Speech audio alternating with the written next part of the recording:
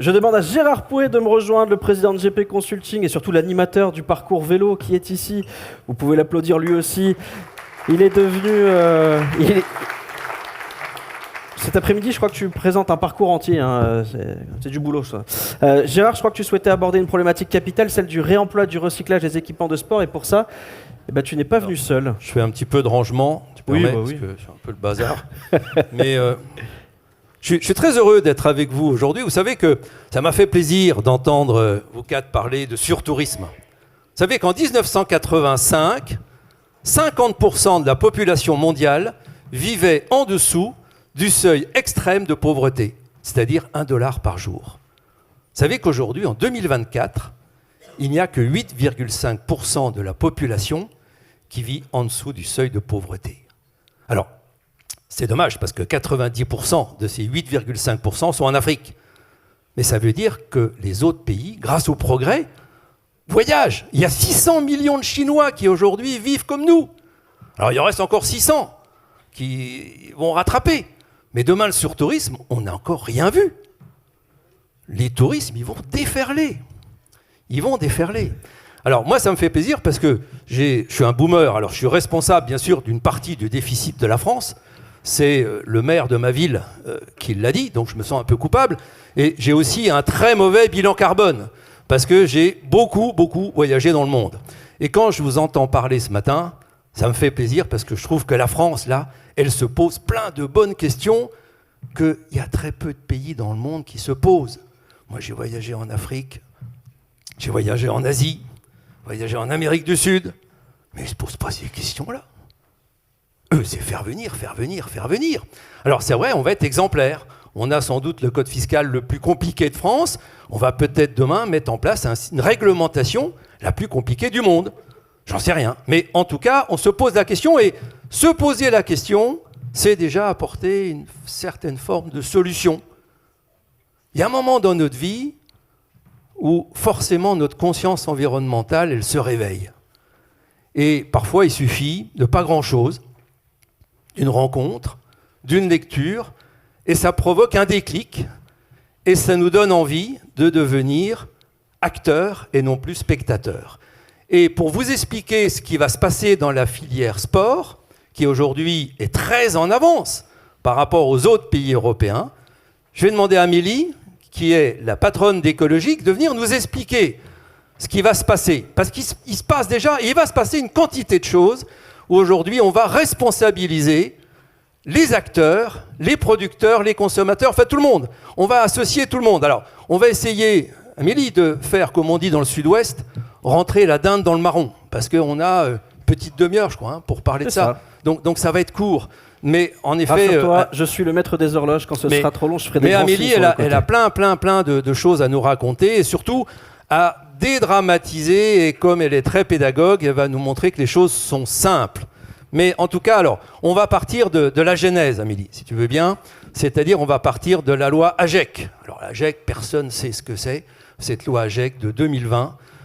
Donc, déjà, qu'est-ce que ça veut dire, AGEC, Amélie ? La loi AGEC, c'est la loi anti-gaspillage pour l'économie circulaire. Voilà. Donc, ça, qu'est-ce qui a donné cette loi ? Pourquoi elle est arrivée en 2020 ? Qui a été à l'origine de ça ? Effectivement, Gérard, pour reprendre ce que tu disais, c'est vrai qu'en France, on est un peu les spécialistes de l'administration, de la complexité administrative, mais on se pose les bonnes questions. Et c'est vrai qu'en 2020, juste avant le Covid, on publie une loi qui s'appelle la loi AGEC, qui a vocation à mettre en œuvre tout un tas de dispositifs pour lutter contre le gaspillage et pour mettre en place des vrais systèmes d'économie circulaire. Et de ce fait-là, il y a la filière REP, donc responsabilité élargie du producteur des sports et loisirs, qui se met en place en copiant un modèle franco-français, vraiment assez innovant, qui existait déjà sur l'électronique, mais qui existait aussi sur le mobilier. En tant que consommateur, vous avez tous vu quand vous allez chez Ikea ou chez un autre distributeur de meubles, ou quand vous achetez une machine à laver, une partie où il y a marqué éco-participation, et vous ne savez jamais très bien ce que c'est.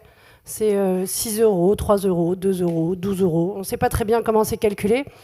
Et en fait, ils ont copié ce modèle avec la loi AGEC en le démultipliant sur plein de produits.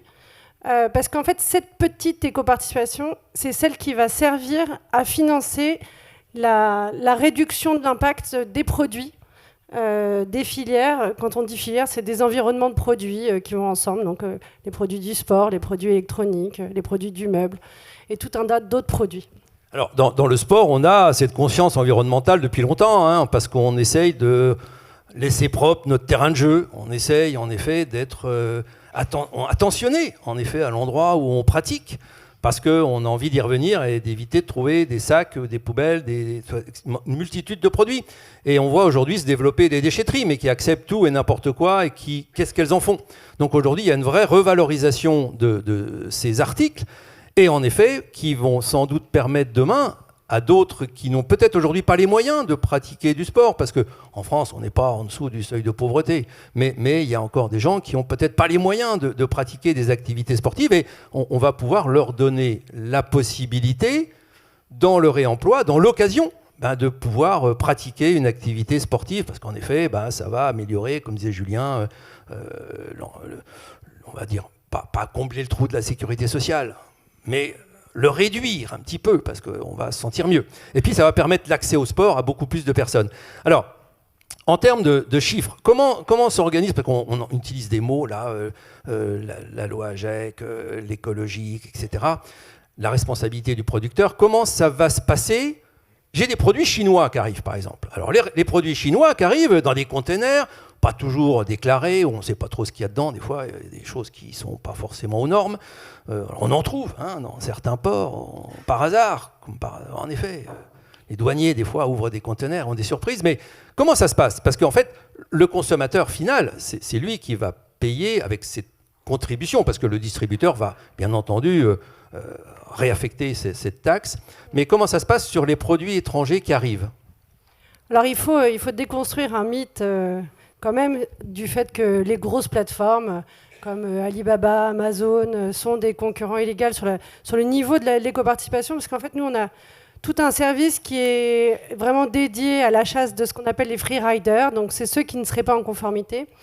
Et aujourd'hui, c'est vrai que ces grosses plateformes, elles cherchent par tous les moyens à être conformes pour justement ne pas être accusées de mauvais traitements sur les marchés.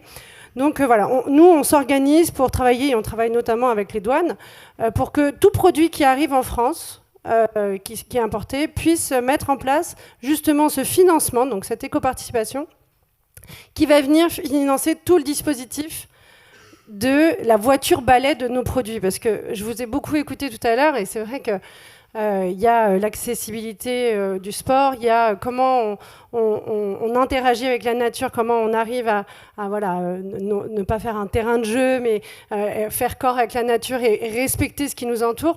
Mais on a besoin d'équipements pour faire tous ces sports, toutes ces disciplines qui sont extrêmement variées. Et comment on gère en fait la fin d'usage de ces produits. Et c'est ça en fait, nous, écologique, qu'on met en place. Alors, écologique, peut-être juste deux petits mots sur écologique. On est une société à but non lucratif. C'est quand même important de savoir, parce que, évidemment, comme on met une taxe sur les produits, on va appeler une taxe, hein, on met une taxe sur les produits, que vous soyez, quand vous êtes producteur d'articles de sport et loisirs, fabricant, distributeur, que vous ne comprenez pas très bien pourquoi vous êtes obligé de mettre cette taxe en place, ça vous paraît être quand même un peu une aberration. Donc c'est compliqué, mais c'est aussi pour ça que je suis là et qu'avec Gérard, on a vraiment à cœur de faire de la pédagogie. On est une société à but non lucratif et on est agréé par l'État.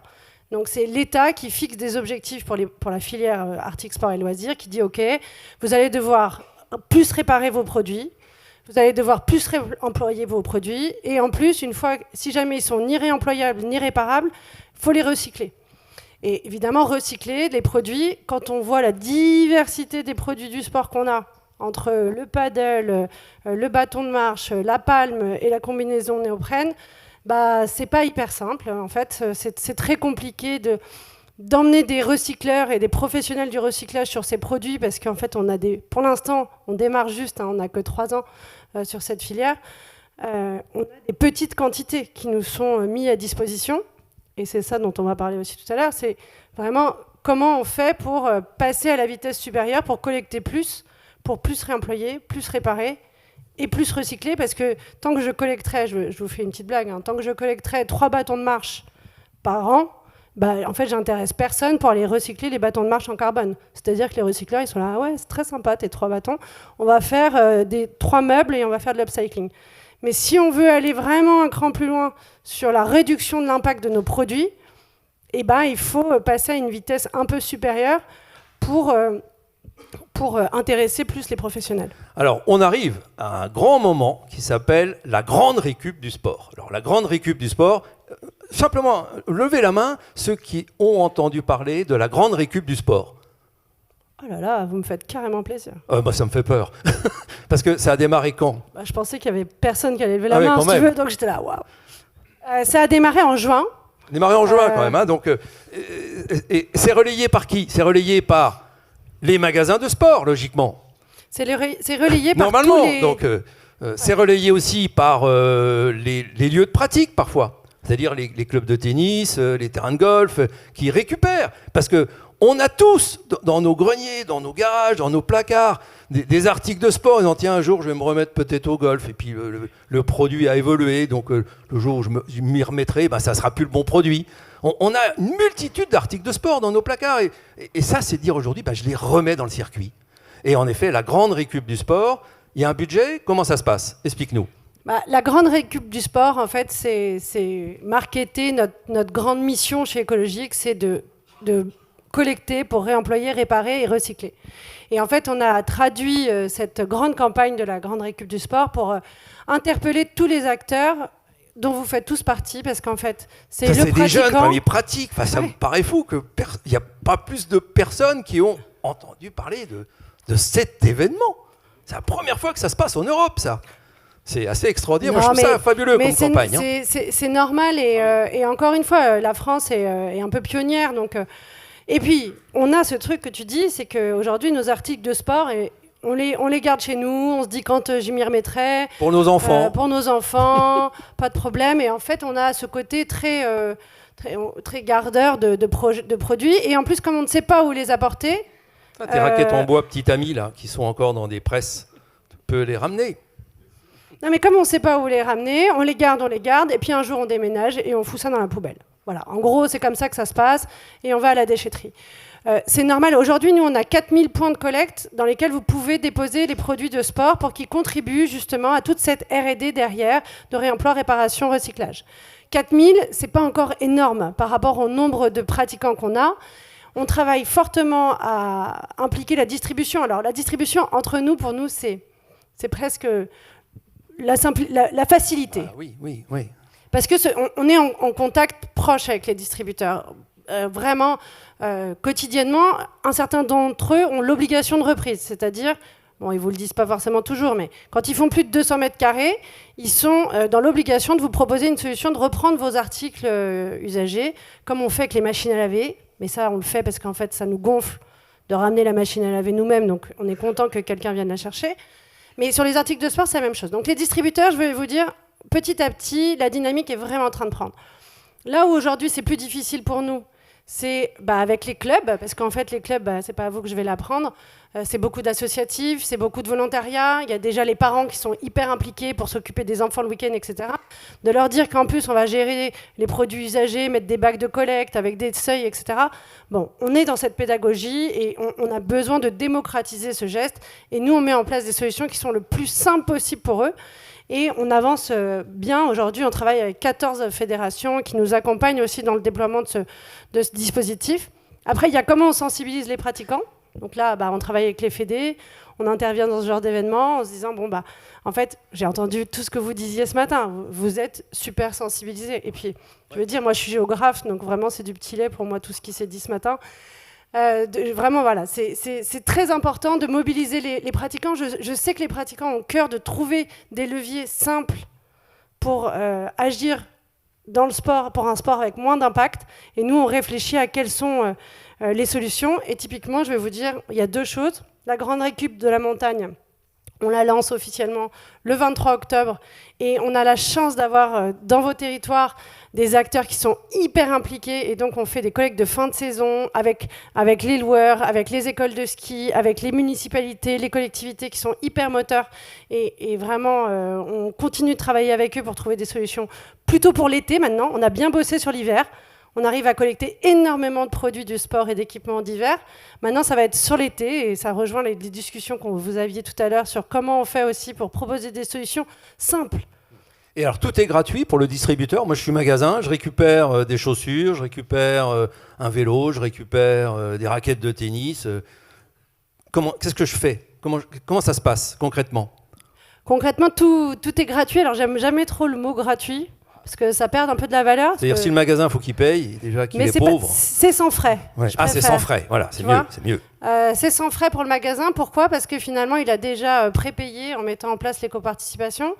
Alors, l'éco-participation aussi, juste un mot, c'est souvent une partie du distributeur qui prend un peu sur lui et justement sur sa politique de pricing pour la mettre en place. C'est le consommateur qui la paye. Alors, elle est invisible sur les produits du sport. Vous ne la voyez pas quand vous achetez du matériel. Mais c'est vous qui la payez aussi. Donc, c'est comme ça qu'on étend la responsabilité aussi du consommateur. Mais oui, voilà. Avec ce budget, parce qu'en fait, on va se le dire, il y a des histoires d'argent derrière. Donc, toutes les éco-contributions que vous payez, en fait, quand vous achetez du matériel, ça fait un budget annuel pour écologique de 38 millions d'euros. Alors, ça paraît énorme, c'est énorme. Et finalement, quand on voit tout ce qu'on a à faire, autant vous dire que nous, à la fin de l'année, notre objectif, c'est d'être à zéro, d'avoir investi dans les bons programmes R&D pour pouvoir recycler les produits. Mais oui, donc pour répondre à ta question, parce que je suis très bavarde, c'est effectivement sans frais pour les distributeurs, pour mettre en place des contenants, pour avoir accès aux services. Et même si vous collectez beaucoup de produits, vous avez des soutiens, parce qu'en fait, vous nous aidez à mener à bien notre mission. Et donc, pour ça, vous êtes soutenu financièrement, parce que vous êtes un acteur de la collecte au même titre qu'un Veolia, un Suez, un Paprec qui se balade en camion et qui ramasse les déchets. Alors moi, je l'ai vu parce que je travaille avec des chaînes de running et en effet, les chaînes de running collectent les chaussures de running usagées depuis un certain temps et accordent en effet aux clients qui rapportent une vieille paire de chaussures une remise, alors c'est pas beaucoup, c'est 10 €, alors sachant que le prix de running a explosé, mais 10 € de remise, c'est aussi incitatif, sans doute pour récupérer. Alors tous ces produits, ils deviennent quoi ensuite ?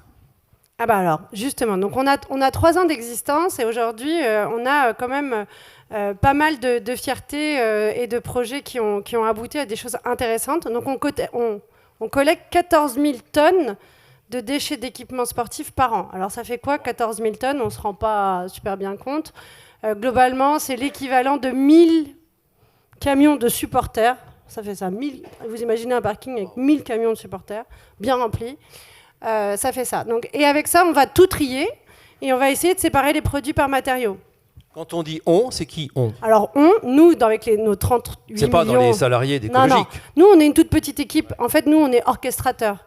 On fait que passer des marchés avec des professionnels. Donc le « on », c'est plutôt des spécialistes et des experts du tri, du recyclage et du réemploi, parce qu'on va énormément travailler avec les associations.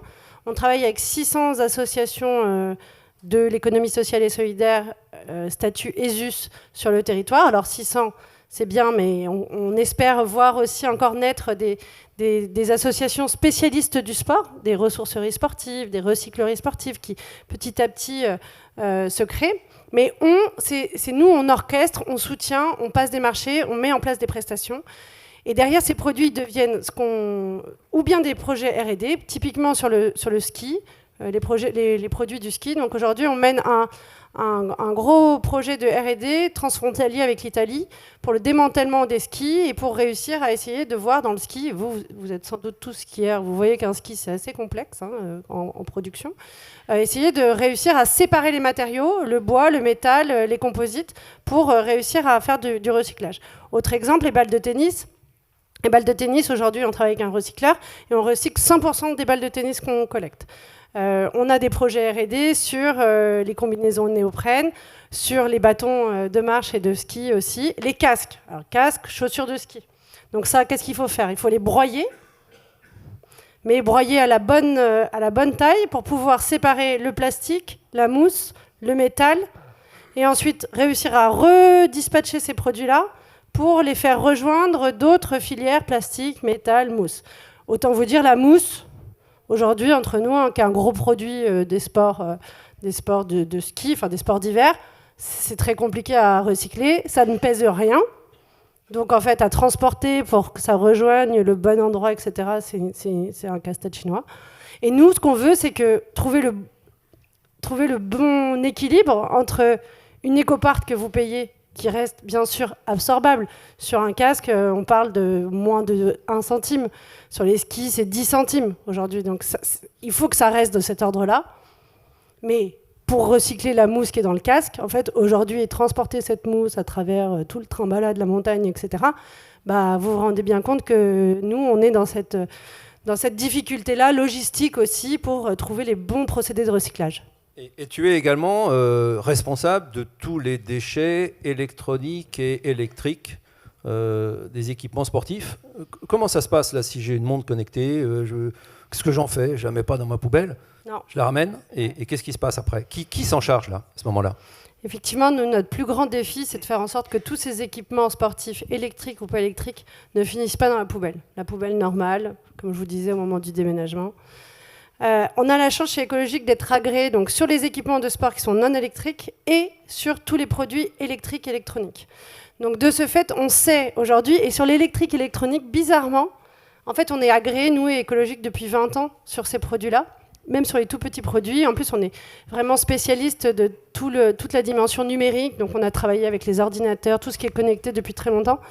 Donc étonnamment, sur ces produits-là, on est plus en avance aujourd'hui parce qu'on a réussi depuis 20 ans justement à craquer un peu toutes ces problématiques logistiques, à faire en sorte que les gens identifient beaucoup plus facilement où est-ce qu'on ramène les produits électriques. Enfin, je suis sûre qu'entre vous voyez, vous savez que vous ne jetez pas un réveil électrique à la poubelle, même si parfois vous le faites, mais il ne faut pas le faire. Mais vous le savez. Bon, sur les équipements de sport, ça prend plus de temps. Enfin, en tout cas, le temps est plus long. Ça se voit plus. Et donc voilà, ça aujourd'hui, on va le démanteler. On va retirer la partie batterie. Pareil, on va utiliser les mêmes systèmes. Ça va être broyé. Il s'avère que en fait, tous ces produits-là ont plus ou moins les mêmes composés matériaux. Donc on va réussir à grande échelle à broyer et séparer les matériaux pour pouvoir les faire rejoindre des filières de recyclage massifiées, comme on dit chez nous. Dans ce secteur-là, donc du réemploi, de la réutilisation, de l'innovation, il y a de belles start-up que tu aurais en tête, qui te viendraient à l'esprit comme ça, d'entreprises qui, plutôt que d'acheter du neuf, ont mis en place des systèmes de réutilisation ou de reconditionnement. Alors, moi, je pense à une, mais il y en a énormément. Ouais, enfin, moi, je pense à une plus particulièrement. Mais c'est bon. toi qui va la mentionner parce que moi, je veux avoir un devoir de réserve. Il y a énormément d'acteurs dans le sport qui se mobilisent pour réduire les impacts. Il y a les acteurs de l'économie sociale et solidaire qui vraiment, aujourd'hui, manquent de visibilité et qui mettent à disposition énormément d'équipements de seconde main, les ressourceries sportives, les recycleries sportives, qui donnent accès à cet équipement qui est renettoyé, remis en forme, enfin franchement, qui respecte un grand nombre de règles, de normes de sécurité. Et puis, il y a tout un tas de startups qui mettent en place des choses pour limiter l'impact, remettre en circuit des produits qui en fait, c'est tellement basique de remettre en circuit des prises d'escalade. Les prises d'escalade, c'est ce dont je voulais vous parler, parce que prises d'escalade, les tonnes de prises d'escalade qui sont mises aujourd'hui au rebut. Alors qu'il y a un petit gars à Toulouse qui vient de créer un système, en effet, pour reconditionner les prises d'escalade à des prix ridicules. Mais il est barré. Il est barré par qui? Par les fabricants de prises d'escalade qui disent s'il y a un gars qui les reconditionne, ça va pas, parce que nous, on va plus en vendre. Donc, on essaye de mettre sous l'éteignoir, de mettre la tête sous l'eau. Donc, c'est vrai qu'il y a forcément des intérêts parfois qui se tamponnent. Et il faut en effet que cette prise de conscience écologique, elle s'adresse à tout le monde. Alors, Amélie, elle vient aujourd'hui avec une grande nouvelle, puisqu'elle va lancer demain, je crois que c'est ça, c'est ça. Demain, un grand concours, qui est le concours de l'innovation. Alors, c'est quoi ce concours de l'innovation?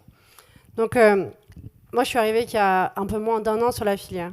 Ce qui m'a vraiment sauté aux yeux quand je suis arrivée, c'est le nombre d'initiatives existantes qui ne nous ont pas du tout attendu, nous, écologiques, pour faire des trucs hyper positifs pour l'environnement. Donc l'idée de ce concours, c'est de... En fait, c'est un peu rare dans les éco-organismes de ne pas sponsoriser des appels à projets, des trucs pour le futur, mais plutôt de soutenir des projets existants qui fonctionnent. C'est assez rare.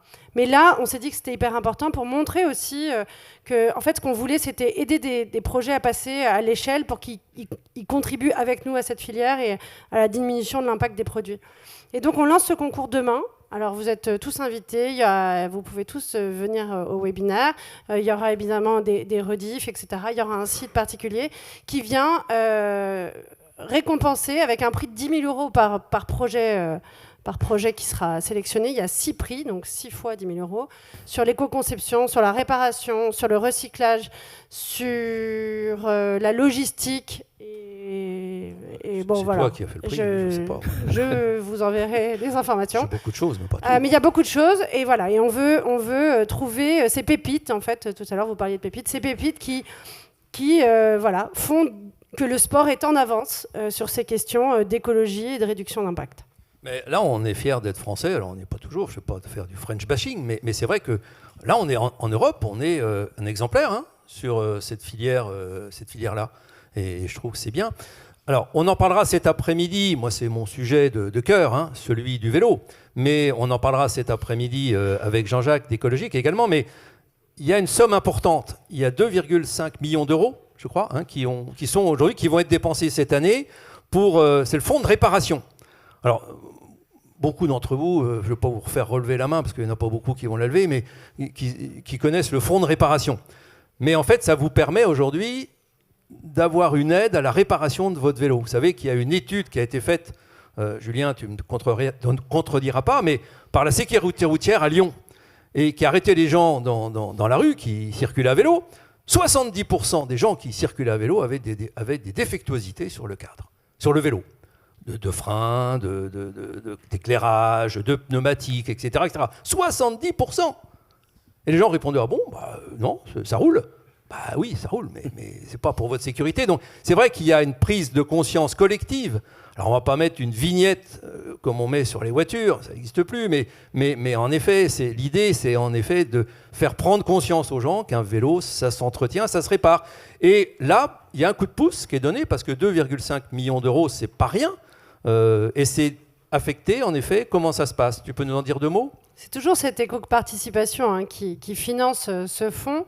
L'idée, c'est de travailler justement à l'allongement de la durée de vie des produits et de permettre de rendre plus accessible cette facture de réparation de son vélo. Donc, on a tous des vélos avec les freins qui ne marchent pas terribles, c'est ce que tu dis. Ouais. Donc aujourd'hui, vous avez la possibilité de bénéficier chez les réparateurs labellisés. Il y en a aujourd'hui 900 en France, mais on cherche à en avoir 2000 dès la fin de l'année. Il y a 4000 magasins de vélos en France. Ouais. Donc, mais c'est pas mal déjà. C'est déjà pas mal, ça a démarré il y a 1 an. Donc on va se faire agréer, je suis magasin de vélo, je me fais agréer, et à ce moment-là, hop.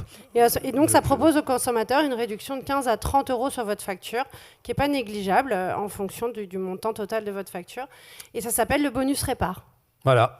Merci Amélie de tous ces mots et de tous ces encouragements, parce que c'est vraiment bravo ce que tu fais. Vraiment, bravo. Merci. Merci aussi à Gérard. Bon, Gérard, on te retrouve, tu l'as dit.